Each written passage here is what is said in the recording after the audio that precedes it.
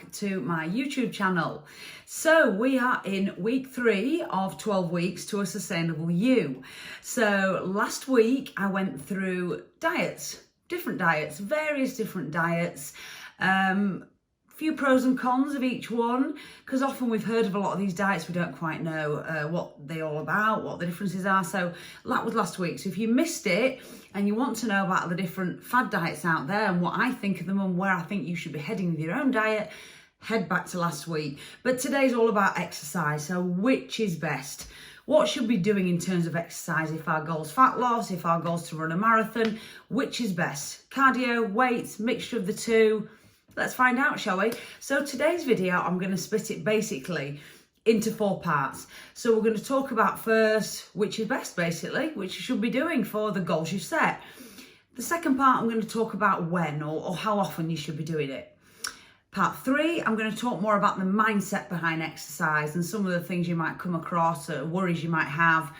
And then part 4, literally about some of the mistakes and things that we do that might trip us up along the way on our exercise journey. So let's get into part 1, which is all about which exercise. Okay, so as personal trainers, we're a bit like dieting, we always get asked, which is best? What exercise do I need to be doing? Well, that's a really open-ended question, because I'd probably throw it back to you and say, what for? What are you wanting to achieve? So there's loads of things you could want to achieve. You don't want to assume you're necessarily looking at fat loss.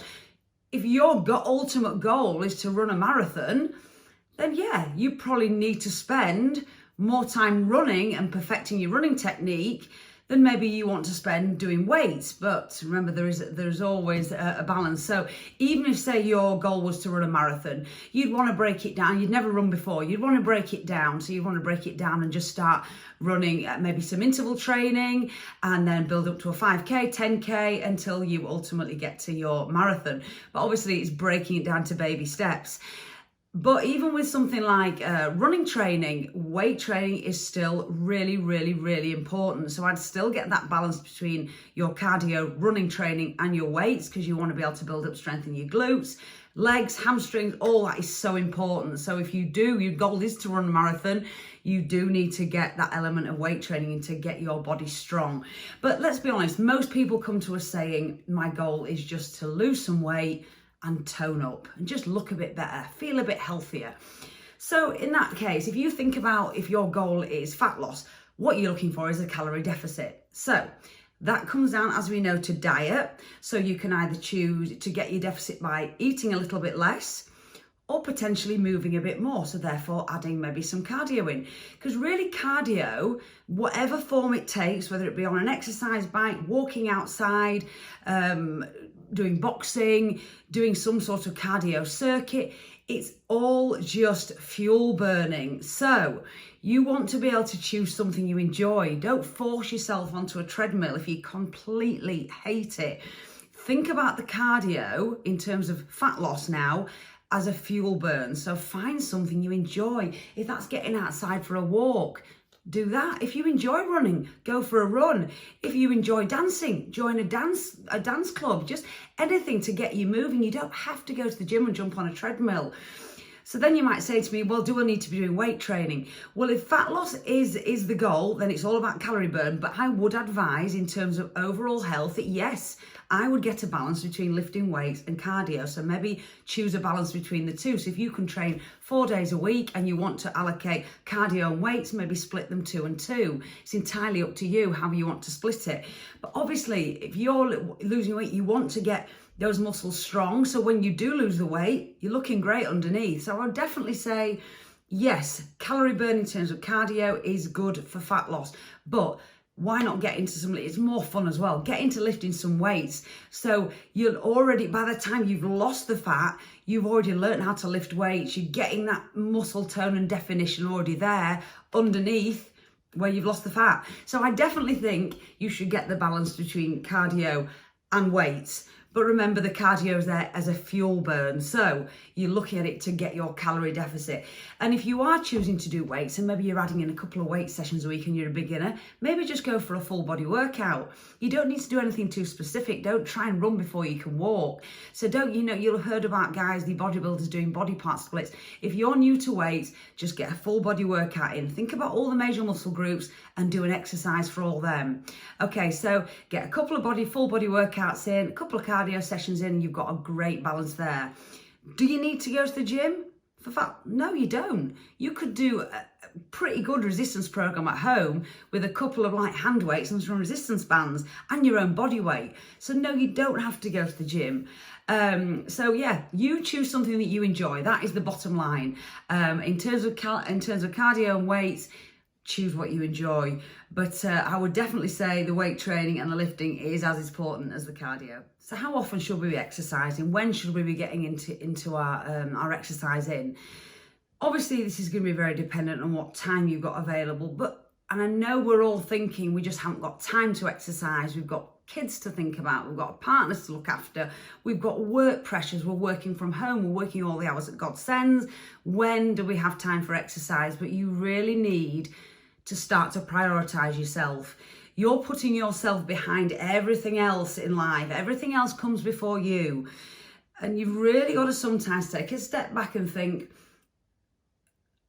is my health more important than finishing off that work project? Is it? Yes, your boss will be well pleased when that work project's done. But further down the line, my health and well-being has got to be placed a little bit higher up the chain than you're already placing it. So come on, let's block some time out in our diaries. How often do we need to train? Well, let's say if you're a complete beginner, 2 to 3 times a week. If you're slightly further along, 3 to 4 times a week will be great. So get the time blocked out in your diary. Now, if you're going to a gym and you're really, really time poor, think about maybe doing supersets or maybe a circuit. If you've not got a lot of time, what that means is you're putting exercises together. So maybe 2 exercises together, short break, another 2 exercises together, short break, or create a circuit. Think about all the body parts, set yourself a little circuit out and work through it maybe a few times. That way you can get loads of stuff done in a short time if you are time poor. If you really can't afford the time to get out of the gym, Zoom classes. Remember, I'm doing these Zoom classes so people can literally train from home. They can down tools 5 minutes before a class, take a class for 35 minutes and then get back to work. So they're putting a little bit of time aside for themselves, and that's what's important. Now, in terms of programming, you want to set yourself out a little program, maybe for the next 6 weeks, 2 months, and stick with it. There's this thing that people seem to have in their heads that they need to be doing something crazily different every day. And if they don't have sore muscles every single day, then they've not worked out. It really doesn't work like that. You want to be looking in the gym at progressive overload. So maybe moving the weights up slightly, adding an extra rep, reducing your rest period, just increasing the intensity a little bit every time. You don't need to be doing a completely different program every day. You want to be really nailing what you are doing and getting good at it. And maybe after a couple of months, have a bit of a change.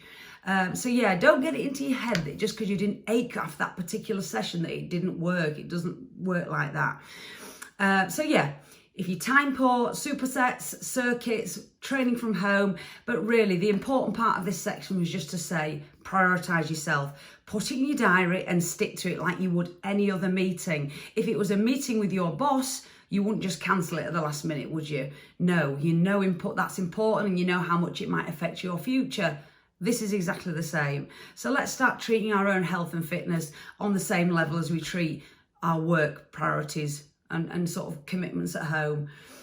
So yeah, okay, let's talk a little bit about mindset. So if you've got a really huge goal, okay, like we said, the marathon, that's a big goal for a lot of people. If you've got a lot of weight to lose, sometimes that in itself can be not enough to put you off from starting. So let's break down these goals to something a little bit more short term and a little bit more achievable. Then it doesn't seem like it's such a impossible task. So if you've got a big goal or even a medium-sized goal, break it down anyway. Break it down into some shorter term goals, and then when you achieve them, it's great. It gives you that confidence and that boost just to carry on. Obviously, yes, in with that, it's worth getting progress pictures, taking a weight. If you're doing some sort of marathon training or something on that scale, you're measuring progress through your times for interval training and whatever it is you're doing. Find a way of measuring progress and keep track, because that's in itself is going to really give you that confidence that you're doing it well and you make you want to carry on. Patience. Patience is a huge one. People are generally very, very impatient. They just want things yesterday. Now, you need to have patience in trust the process and stick with it. And if you do stick with it, you'll start to see results, but please just be patient. Confidence is another big one. A lot of people aren't confident to be able to walk in a gym and do stuff. So as I said, you don't have to do that.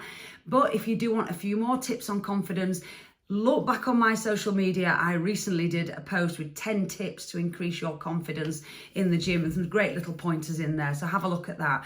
And again, confidence will come with that sort of consistency. If you're consistent with your training, you'll just gather confidence just by the fact that you've seen results, and suddenly you feel like you know what you're doing, and it all just comes together. So patience, consistency, confidence, they all come together.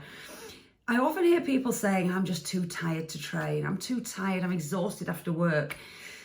Exercise is one of those things that can make you less tired. Now, I know that sounds crazy because you exercise and you're tired, but no, in terms of that sort of mental fatigue, exercise will make you less tired. You know yourself, when you go to the gym or you do something, you feel energized afterwards. What I like to think of it like is one of those things. You remember when we were kids and there's things on our bikes that as the wheel turned, it used to sort of charge, was it a dynamo or something? As the wheel turned, it charged it up. So the more energy you put in, the more energy it gives out. That's how we are as humans, and that's the way I want to think of yourself, like a little dynamo. More energy you put in through training, the more energy you've got to give to the world, and it's so true. So please trust me on that. Consistency, and just go for it, because you will feel so much more energized if you're doing more training. Injuries is a big one. Obviously, if you are injured and you're not sure about how to train through it, you need to see a specialist, a physio or something like that. If you've got a specific injury, you need specific help on how to deal with it. If it's simply just postural issues, like you've got some tightnesses in muscles, maybe get involved in some sort of stretching classes, like I do on Zoom. I do some stretching classes, which alleviates a lot of things, like often back problems can come from tight hip flexors, etc., etc., etc. So a lot of these postural issues can be rectified by stretching the relevant body parts and strengthening the ones on the other side. So if you think about a tight chest, you want to stretch that chest and you want to tighten you up and working on those back muscles. So there's loads of things you can do to solve these little postural niggles.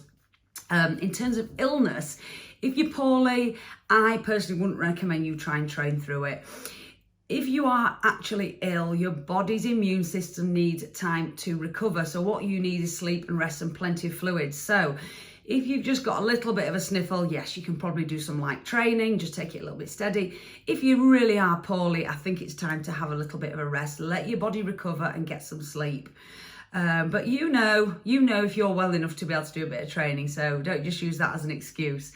So in terms of mindset, they're the things I would be thinking about. Okay, the final little section is all about mistakes, things that can maybe just go wrong. Now, the big one, the main one that we see a lot is when people starting out with exercise is just doing too much, spending too long and too much time at the gym. So they really go from zero to hero, and that ends up not working because then you're absolutely exhausted, the body's knackered, and you just don't go back. So this is important. Don't go all out. Don't spend too long in the gym. You should be able to get into the gym or you work out, whether it be at home or gym, and get it done within around 45, an hour max. You should be in and out. Don't be spending too long, because you're just going to completely knacker yourself, and then you won't end up going back for the next week. So be sensible. Don't spend too long. Get in and out. Get the work done. Focus. Another mistake is trying to follow an influencer or maybe a really experienced gym goer and do what they do. So trying to imitate somebody who's at a completely different level to you is important that you don't do that. Remember, we're all at different levels. So you want to go steady, start at your own level and move through your own journey. Don't be trying to do what bodybuilder over in the corner's doing when he's been training for like 20 years, or something you've seen on Instagram that's just way above where you're at. So just go at your own pace.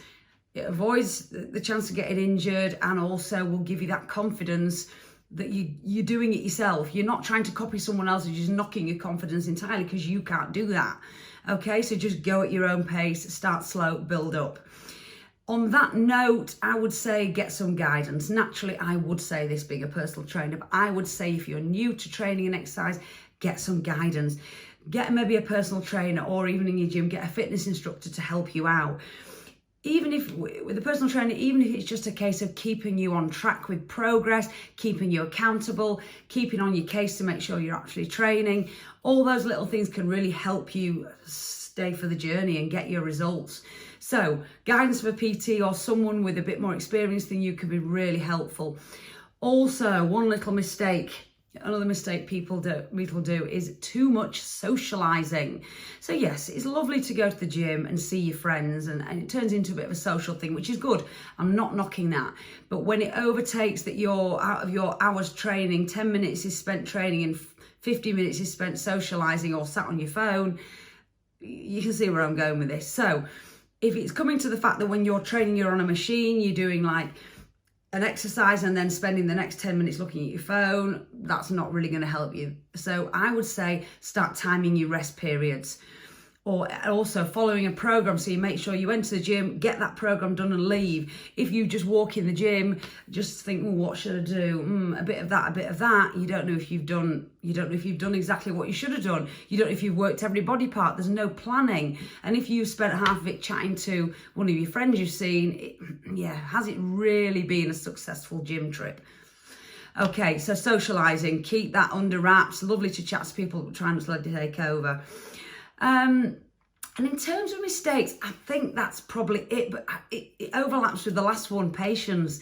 People not having patience, and that's so important in this process. When you're training and you're making changes to your body and your physique, it takes time and patience. So as well as being a mindset thing, that's also a mistake people make, not enough patience. So trust the process, consistency, stick with it. Get some guidance, get someone to do your program, have someone watching over you, and you'll be absolutely fine. You will get the results you want, absolutely no doubt, if you're putting the right steps in. So really, in terms of which exercise, that's it for today, guys. Hopefully you've gleaned something from this, even just a little few hints and tips on where to start. If you do want any more information, you know where I am. Comment below if you'd like to get involved in some personal training and get that accountability, get that programming, get me sat on your shoulder making sure you're doing what you should be doing. Get in touch. You know where I am, and I can help you out with that. But other than that, apart from telling you to like and subscribe, I'm going to leave it here for today, and thank you very much for watching again, and I'll see you in next week's.